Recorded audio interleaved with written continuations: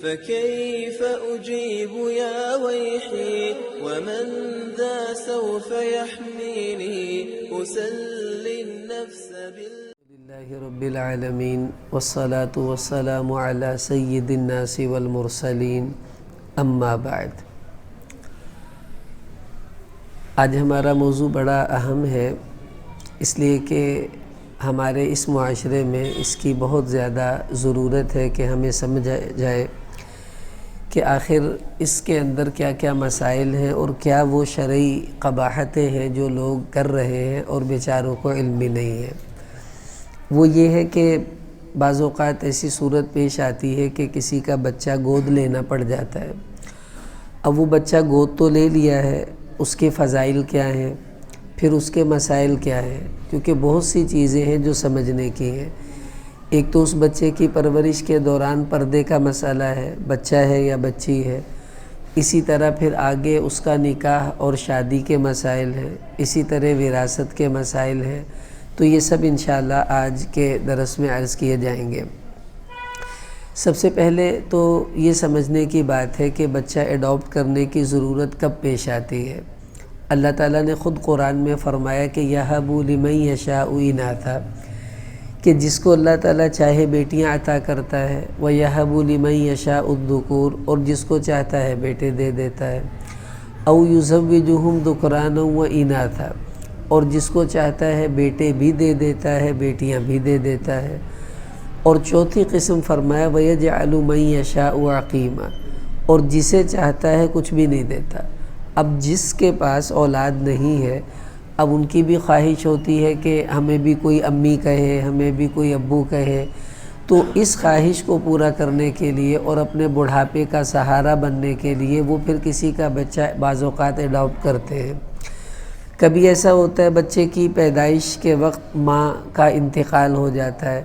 اب وہ چھوٹا بچہ ہے، اس کو سنبھالنے کے لیے کوئی کبھی بہن لے لیتی ہے، کبھی بھائی لے لیتا ہے کہ چلو ہم اس کو سنبھال لیتے ہیں، تو یوں بھی کبھی دوسرے کا بچہ لینا پڑ جاتا ہے۔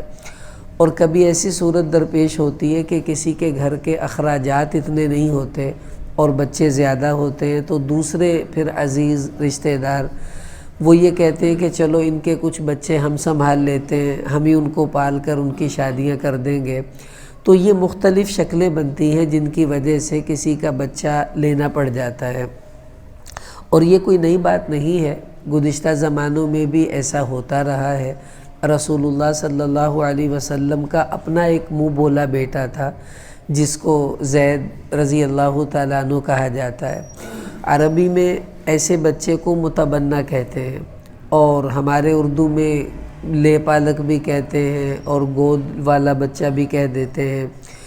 تو ہوا یہ کہ زید رضی اللہ تعالیٰ عنہ کے قبیلے پر کسی نے حملہ کیا، لشکر نے، ان کو پھر وہاں سے اغوا کر لیا۔ پھر بکتے بکاتے یہ حضور علیہ السلام کے پاس پہنچے، چھوٹے تھے تو اللہ کے حبیب نے ان کو اپنا بیٹا ہی بنا لیا،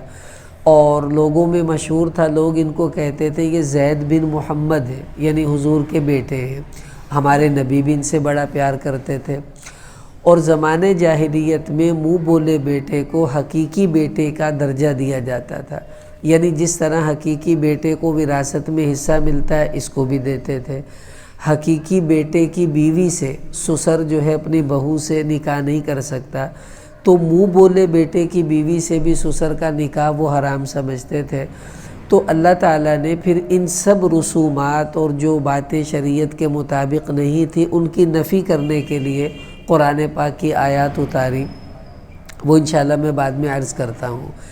اسی طرح حضرت علی رضی اللہ تعالیٰ عنہ، ان کے جو والد تھے ابو طالب، ہمارے نبی کے چچا، ان کے جو گھر کے افراد تھے وہ زیادہ تھے، اور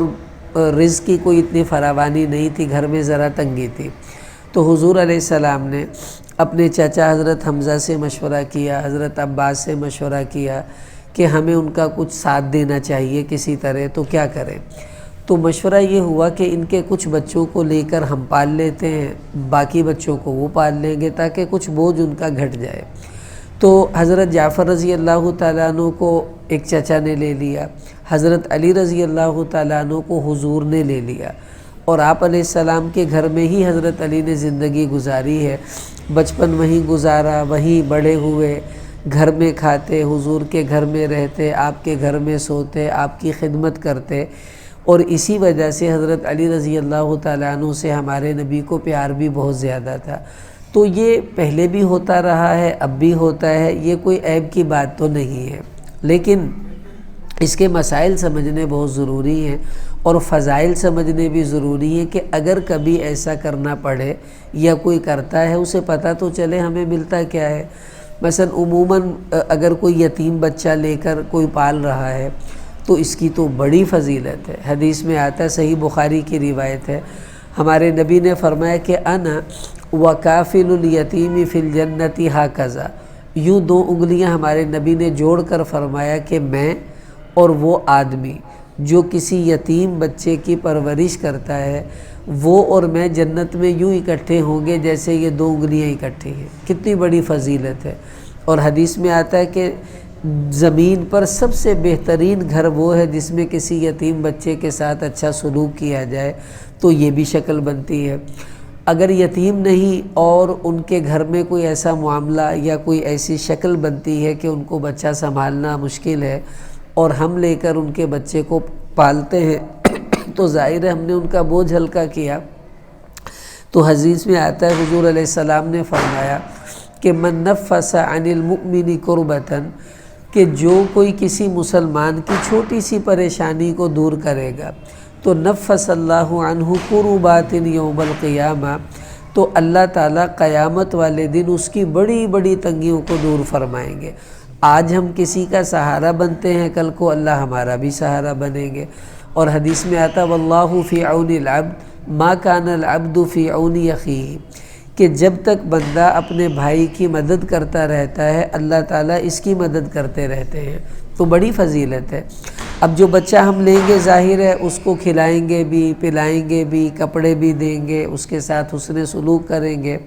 اور حدیث میں آتا ہے، ابو داؤد شریف میں روایت ہے، آپ علیہ السلام نے فرمایا کہ ایما مسلم کسا مسلما علی عورا، کہ جو مسلمان کسی مسلمان کو کپڑا پہناتا ہے تو کساہ اللہ من خضر الجنہ، اس نے تو بھائی 500,000 کا سوٹ لے کر دیا، اس کے بدلے میں اللہ تعالیٰ اس کو جنت میں سبز ریشم کے جوڑے عطا فرمائیں گے۔ وَأَيُّمَا مُسْلِمٍ أَطْعَمَ مُسْلِمًا عَلَى جُوعٍ، اور جو مسلمان کسی مسلمان کو بھوک کی حالت میں کھانا کھلاتا ہے تو اطعمہ اللہ من ثمار الجنہ، اللہ اس کے بدلے میں اسے جنت کے تازہ پھل کھلائیں گے۔ وَأَيُّمَا مُسْلِمٍ سَقَى مُسْلِمًا عَلَى ظَمَئٍ، اور جو مسلمان کسی مسلمان کو پیاس کی حالت میں پانی پلائے تو سقاہ اللہ من الرحیق مختوم، اس نے تو بھائی دنیا میں بچے کو دودھ پلایا تھا، تھوڑا پانی پلایا تھا، اس کے بدلے میں اللہ تعالیٰ جنت میں اسے شراب پلائیں گے جس پر مہر لگی ہوئی ہو، مہر لگی شراب اللہ دیں گے۔ تو یہ فضائل سامنے ہوں تو پھر اس طرح کا عمل کرنے میں انسان کو خوشی ہوتی ہے کہ میں کوئی نیکی کا کام کر رہا ہوں۔ لیکن اب مسائل بہت ضروری ہیں۔ سب سے بڑا اور اہم مسئلہ وہ پردے کا مسئلہ ہے۔ مثلا بچہ لیا ہے، اب بیوی جو ہے وہ اپنے بھائی یا اپنی بہن کا مثلا بچہ لیتی ہے۔ اب مثلا عورت نے اپنے بھائی کا بچہ لیا تو یہ اس بچے کی پھپھو لگتی ہے، کوئی بات نہیں، پھپھو سے پردہ نہیں ہوتا تو اس بچے کا پردے کا مسئلہ نہیں رہے گا۔ اسی طرح عورت نے اپنی بہن کا بیٹا لیا ہے تو یہ اس کی خالہ لگتی ہے تو خالہ سے پردہ نہیں ہے، کوئی مسئلہ نہیں، یہاں تک تو ٹھیک ہے۔ لیکن اگر یہ عورت اپنے بھائی کی بیٹی لیتی ہے اور اس کو پالتی ہے تو اس کے بھائی کی جو بیٹی ہے وہ اس عورت کے خاوند کی کچھ نہیں لگتی، وہ غیر محرم ہے۔ اب جب یہ بچی بڑی ہوگی، جوان ہوگی، تو اس بچی کو اس آدمی سے پردہ کرنا پڑے گا، یعنی وہ اس کا غیر محرم ہے، اور غیر محرم ہونے کی وجہ سے پھپھا غیر محرم ہوتا ہے، خالو بھی غیر محرم ہوتا ہے۔ اب یہ عورت اپنی بہن کی بیٹی لے تو اس کا خاوند اس کا خالو لگے گا، بھائی کی لیتی ہے تو خاوند اس کا پھپھا لگتا ہے، اور پھپھا اور خالو یہ محرم رشتہ دار نہیں ہوتے، یہ غیر محرم ہوتے ہیں۔ اب یہ بچی جب بڑی ہوگی تو اس مرد کو اس بچی سے پردہ کرنا ہوگا اور بچی کو اس مرد سے پردہ کرنا ہوگا، اور اس چیز کا خیال بالکل نہیں رکھا جاتا۔ لوگوں وہ کہتے جی میری تھی میں تیاں طرح انہوں پالیا وا میرا دینا پلاں کی پردہ۔ دیکھیں بیٹی ہونا اور چیز ہوتا ہے اور بیٹیوں جیسا ہونا اور چیز ہوتا ہے۔ یہ جو جیسا والا رشتہ ہے نا، شریعت اس کا اعتبار نہیں کرتی۔ ہمارے بزرگ تھے مولانا جمیل صاحب رحمۃ اللہ علیہ، وہ ایک دن فرمانے لگے کہ جن عورتوں نے پردہ نہیں کرنا ہوتا تو ان کے پاس بڑے بہانے ہوتے ہیں۔ کہنے لگے کہ انہوں نے لطیفہ سنایا کہ ایک عورت ٹرین میں جا رہی تھی تو ایک چھوٹی عمر کا نوجوان کھڑا تھا، تو کہنے لگی کہ بہ جا تو تا میرا پترا تراما، اس کو بٹھا لیا۔ کہ اگر برابر کا ہوتا ہے تو یہ کہتی ہے بہ جا تو تا میرے پراما تراما، بڑی عمر کا ہوتا ہے تو کہتی ہے بہ جا تو تا میرے پیواں بجاواں۔ تو کہنے لگے جو چھوٹی عمر کے ہیں وہ اس کے بیٹے بن گئے، برابر والے بھائی بن گئے، بڑی عمر کے سب اس کے باپ جیسے ہو گئے۔ کہنے لگے پھر پردہ تو خاوند سے ہی بچا ہے، اور تو کوئی بچا نہیں مرد جس سے پردہ کرے گا۔ تو پردہ نہ کرنے کے بہانے ہوتے ہیں کہ جی ایتے میرے پتراں طرح وا، میں تینوں تیاں طرح پالیا وا۔ ٹھیک ہے آپ نے بیٹیوں کی طرح پالا، آپ کو اس کا ثواب ملے گا، لیکن وہ آپ کی بیٹی تو نہیں ہے، اس لیے آپ کو اس سے پردہ کرنا ہوگا، اسے آپ سے کرنا ہوگا۔ اسی طرح اگر خاوند اپنی بہن کی بیٹی لیتا ہے تو ظاہر ہے یہ اس کا ماموں لگتا ہے اور ماموں سے پردہ نہیں ہوتا، تو یہ بچی بڑی بھی ہو جائے گی تو پردے کا مسئلہ نہیں ہوگا۔ اسی طرح خاوند اپنے چھوٹے بھائی یا بڑے بھائی کی بیٹی لیتا ہے پالنے کے لیے، تو یہ یا اس کا تایا لگے گا یا اس کا چچا لگے گا، اور تایا اور چچا بھی پردے والے رشتے نہیں ہیں، یہ محرم رشتے ہیں، ان سے پردہ نہیں ہوتا، تو کوئی پرابلم نہیں ہوگی۔ لیکن اگر خاوند اپنے بھائی کا بیٹا لیتا ہے تو چونکہ بھائی کا بیٹا لیا ہے تو اس کی بیوی یا تو اس کی تائی لگے گی یا اس کی چچی لگے گی، اور تائی اور چچی یہ محرم رشتے نہیں ہوتے، یہ غیر محرم رشتے ہوتے ہیں۔ اب جب یہ لڑکا بڑا ہوگا تو اس لڑکے کا اس عورت سے پردہ ہوگا، کیونکہ یہ اس کی ماں تو نہیں ہے اور بھی کوئی محرمیت کا رشتہ اس کا نہیں ہے۔ اور لوگ کہتے ہیں کہ لو جی میں تے انہوں پتراں طرح پالیا وا، میں اندی پوٹی دھوندی رہی ہاں، میں اندے کپڑے دھوندی رہی ہاں، انہیں میرے تو پردہ کروں گا، میرا تا پتر ہے۔ اسی طرح خاوند اپنی بہن کا بیٹا لیتا ہے تو جب بہن کا بیٹا لے گا تو یہ اس کی مامی لگے گی، اس کی بیوی۔ اور جو مامی والا رشتہ ہے، ممانی بھی محرم نہیں ہوتی، وہ غیر محرم ہوتی ہے۔ اب یہ صورتحال پیش آتی ہے، کبھی بیٹی لیں گے تو خاوند سے پردہ بنے گا، بیٹا لیتے ہیں تو بیوی سے بعض صورتوں میں پردہ بنتا ہے، اور جو لینے والے ہوتے ہیں وہ کہتے ہیں تا ساڈا اصلی پتر ہے، تا ساڈی اصلی تھی ہے، نہ وہ پردہ کرتی ہے نہ یہ پردہ کرتے ہیں، اور نتیجہ کیا نکلتا ہے؟ اللہ کی نافرمانی ہو رہی ہے، بجائے ثواب کمانے کے الٹا گناہ کر رہے ہوتے ہیں۔ تو اس کا خیال رکھنا ہے کہ پردہ بنتا ہے۔ اب ظاہر ہے یہ بہت مشکل کام ہے کہ ایک ہی گھر میں رہتے ہیں اور اس طرح پردہ بھی ہو۔ اب اس کا حل کیا ہے؟ اس کا حل شریعت نے ہمیں بتایا ہے کہ پردہ ساقط کرنے کی صورت کیا بنے گی۔ وہ یہ کہ اگر آپ نے مثلاً عورت نے اپنے بھائی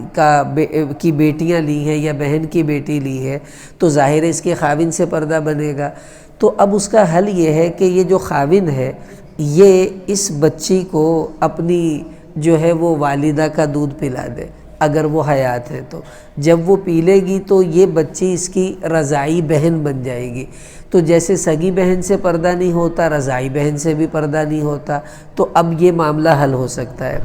اگر ایسا ممکن نہیں ہے تو خاوند اس بچی کو اپنی کسی بہن کا دودھ پلا دے، تو جب بہن کا دودھ پی لے گی تو پھر یہ جو ہے اس بچی کا رضاعی جو ہے وہ ماموں بن جائے گا، تو اس اعتبار سے اس کا پردہ ساقط ہو جائے گا، یوں بھی پردہ نہیں ہوگا۔ یا خاوند اس بچی کو اپنی کسی بھائی کی بیوی کا، بڑے یا چھوٹے بھائی کی بیوی کا دودھ پلا دے، تو یوں یہ اس کا یا تو رضاعی چچا بن جائے گا یا رضاعی تایا بن جائے گا۔ اور جس طرح سگے چچا، سگے ماموں، سگے تایا سے پردہ نہیں ہوتا، اسی طرح رضاعی چچا ماموں وغیرہ سے بھی پردہ نہیں ہوتا۔ تو یوں لیکن یہ شرط ہے کہ 2 سال کے اندر اندر دودھ پلا دے، بھلے 1 گھونٹ ہی پلا دے۔ 2 سال کے اندر اندر ہو گیا تو ٹھیک، اگر 2 سال کے بعد پلائیں گے پھر یہ پردے کا معاملہ ویسے ہی رہے گا، کیونکہ رضاعت 2 سال کے اندر اندر ثابت ہوتی ہے۔ اسی طرح اگر اس کی اپنی بیوی کا دودھ پی سکتا ہے بچہ، اور اس کو دودھ اللہ پاک نے عطا کیا ہے کہ اس کا دودھ آتا ہے، تو پھر تو بالکل ہی مسئلہ ختم ہو جائے گا، تو یہ اس کا رضاعی باپ بن جائے گا اور یوں یہ معاملہ حل ہو جائے گا۔ اسی طرح خاوند اپنے بھائی یا بہن کا بیٹا لیتا ہے تو اس کی بیوی کے لیے مسئلہ بن رہا ہے، تو اب اس کی بیوی یوں ہی کرے گی کہ اس کی بیوی اس کو اپنی والدہ کا دودھ پلا دے، تو یہ اس کا رضاعی بھائی بن جائے گا اور اس کو پال سکتی ہے، کوئی مسئلہ نہیں ہے، تو وہ پردہ نہیں ہوگا اس کا۔ یا اس کی بیوی اپنی بہن کا دودھ پلا دے گی تو یہ اس کی رضاعی خالہ بن جائے گی، اور رضاعی خالہ سے بھی پردہ نہیں ہوتا، تو یوں بھی اس کا مسئلہ نہیں ہوگا۔ تو اس طرح کی کوئی صورت اختیار کر لی جائے تاکہ یہ بچہ اور بچی جس کو ہم نے پالنا ہے اس کے ساتھ پردے کا مسئلہ ہمیں نہ رہے، اور آنے والے وقت میں ہمیں یہ پریشانی نہ ہو کہ لو جی اس سے تو پردہ ہے اور پھر یوں اللہ کا حکم ہمیں توڑنا پڑے۔ تو یہ اس کا حل یہ ہے۔ دوسرا پرابلم جو بنتا ہے وہ بڑا سنگین ہے، انتہائی سنگین ہے۔ وہ یہ ہے کہ بچے کا جب نام لکھواتے ہیں وہاں پر بے فارم کے اندر، تو جس نے وہ بچہ ایڈاپٹ کیا ہے وہ حالانکہ وہ اس کا باپ نہیں ہے، لیکن وہ کیا کرتا ہے کہ وہاں جا کر اس بچے کی ولدیت میں اپنا نام لکھواتا ہے، اور یہ وہ جرم ہے جس کی وجہ سے بہت بڑے بڑے مسائل کھڑے ہوتے ہیں۔ اب یہ جرم اتنا بڑا ہے کہ ہمارے نبی نے اس پر بڑا سخت نوٹس لیا، اللہ نے اس پر بڑا سخت نوٹس لیا۔ قرآن میں اللہ پاک نے فرمایا ادعوہم لآبائہم هو اقسط عند اللہ، کہ ایسے بچوں کو ان کے اصل باپ کے نام سے پکارو، یہ اللہ کے ہاں انصاف کی بات ہے۔ اور فرمایا وما جعل ادعیاکم ابناءکم، کہ یہ جو منہ بولے بیٹے ہیں یہ تمہارے کوئی حقیقی بیٹے تو نہیں ہیں، کیوں تم ان کو اپنا بیٹا کہہ کر لکھوا رہے ہو اور آگے لوگوں کو بتاتے ہو کہ یہ میرا بیٹا ہے۔ اب ہمارے نبی نے کتنی سخت وعید ارشاد فرمائی، صحیح بخاری میں حدیث آتی ہے، حضور علیہ السلام نے فرمایا کہ من ادعى الى غیر ابیہ وهو یعلم انہ غیر ابیہ، کہ جس کسی نے کسی دوسرے کو اپنا باپ بتایا حالانکہ اسے پتہ ہے کہ یہ میرا باپ نہیں ہے، اسی طرح کسی نے کسی دوسرے کو اپنا بیٹا لکھوایا اور بتایا اور اسے پتہ بھی ہے کہ یہ میرا نہیں ہے تو کسی اور کا ہے، تو حضور علیہ السلام نے فرمایا فالجنۃ علیہ حرام، ایسے آدمی پر اللہ جنت حرام کر دیں گے، یہ جنت میں نہیں جائے گا۔ بہت بڑا جرم ہے، کیوں ہے وہ میں ابھی بتاتا ہوں۔ اور دوسری روایت میں آپ صلی اللہ علیہ وسلم نے فرمایا، مسلم شریف کی حدیث ہے، کہ جس آدمی نے اس طرح کا عمل کیا کہ کسی دوسرے باپ کی طرف اپنی نسبت کی، تو آپ صلی اللہ علیہ وسلم نے فرمایا کہ الا کفر، کہ اس نے تو کفر کا ارتکاب کیا، یعنی یہ کافروں جیسا کام اس نے کر دیا ہے۔ اور ایک حدیث میں آپ علیہ السلام نے فرمایا فَلْيَتَبَوَّأْ مَقْعَدَهُ مِنَ النَّارِ، ایسا بندہ اپنا ٹھکانہ دوزخ میں تلاش کرے جس نے ایسا کام کیا ہے۔ اب لوگ اس کو بالکل معمولی سمجھتے ہیں، کیوں؟ دیکھیں، اس سے سب سے بڑا مسئلہ تو نسب میں گڑبڑ ہو جاتی ہے۔ ہمارے مذہب نے نسب کا بڑا اہتمام کیا، کسی مذہب میں اتنا ہو نہ ہو، ہمارے مذہب میں ہوتا ہے۔ یہ جو رشتے ہیں نانا، دادا، چچا، خالو، ماموں وغیرہ، یہ اسلام ہی نے تو دیے ہیں، باقی جو دوسرا معاشرہ ہے باہر والا اس میں تو نکاح ہی نہیں ہوتا۔ ویسے گرل فرینڈ کے طور پر عورت کو رکھتے ہیں، بچے پیدا ہوتے ہیں وہ اس کو چھوڑ دیتے ہیں، ان بچوں کا نہ کوئی ماموں نہ کوئی چچا، ان کو پتہ ہی نہیں بیچاروں کو کیا رشتہ داری ہوتی ہے، لیکن اسلام کرتا ہے، اس لیے کہ اسلام نے نسب کو سنبھالا ہے۔ اب سمجھے، ایک میں آپ کو مثال دیتا ہوں، مثلا میں نے کسی کا بچہ لیا پالنے کے لیے، اس بچے کو میں نے نہیں بتایا کہ تیرا باپ میں نہیں ہوں کوئی اور ہے، اور میں نے اس بچے کا نام اپنے نام کے ساتھ ہی لکھوا دیا۔ ادھر وہ جو آدمی ہے اس نے بھی کسی کو نہیں بتایا کہ ہم نے اپنا بچہ جو ہے وہ ان کو دیا ہوا ہے۔ اب وہ آدمی بھی مر گیا، وہ عورت بھی مر گئی، میں بھی مر گیا، میری بیوی بھی مر گئی، اب کسی کو نہیں پتا تھا کہ یہ بچہ ہم نے ان سے لے کر پالا ہے اور یہ ان کا ہے، ہمارا نہیں ہے۔ اچھا، اب اس بچے کی اس عورت سے بہنیں تھیں اور مثلاً بھائی بھی تھے، اب یہ بچہ بڑا ہوا، اس کو اپنی سگی بہن ویسے پسند آ گئی یا کسی نے اس کا رشتہ اس کے ساتھ کروا دیا، تو اب لوگ یہ سمجھتے ہیں کہ یہ لڑکا میرا تھا، حالانکہ یہ لڑکا اس کا تھا جو فوت ہو چکا ہے۔ اب میرا لڑکا سمجھ کر اس کا رشتہ اس لڑکی سے کر دیں گے جو اس کی سگی بہن بنتی ہے۔ اب لوگ تو یہی سمجھیں گے بھائی یہ تو ان کا بچہ تھا اور یہ بات ہم نے کسی کو بتائی بھی نہیں ہوئی تھی۔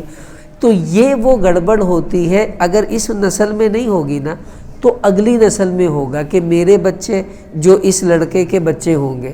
ان کے رشتے ایسی لڑکیوں سے ہو جائیں گے جو رشتے میں اس کی محرم لگتی ہوں گی، لیکن لوگ تو اسے ہمارے خاندان سے دیکھیں گے نا۔ اس وجہ سے اسلام اس کو بالکل برداشت نہیں کرتا کہ نسب میں گڑبڑ ہو اور لوگوں کو ایک دوسرے کے محرم رشتوں کا پتہ نہ چلے۔ یہ سب سے بڑی گڑبڑ ہوتی ہے نام لکھوا دینے سے، اور یہ صحیح نہیں ہے۔